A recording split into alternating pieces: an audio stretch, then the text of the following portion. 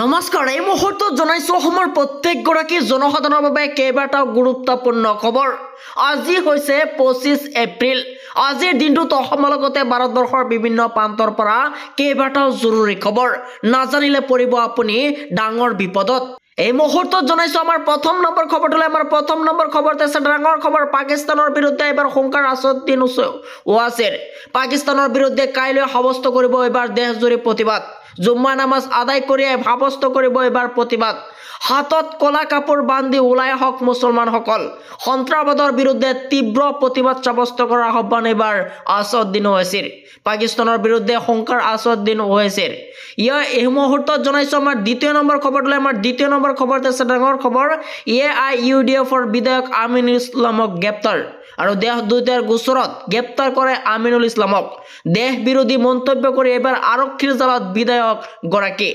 বাসগৃহৰ পৰাই গ্ৰেপ্তাৰ কৰিছে আমিনুল ইছলামক আৰু ডিঙৰ পৰা গুৱাহাটীলৈকে অনা হ'ব আমিনুল ইছলামক। আৰু পুলৱামাৰ আৰু পেহেলগামৰ কাণ্ডত মোদী অমিত শ্বাহৰ ষড়যন্ত্ৰৰ গোন্ধ পাইছো বুলি মন্তব্য কৰিছিল এবাৰ আমিনুল ইছলামে।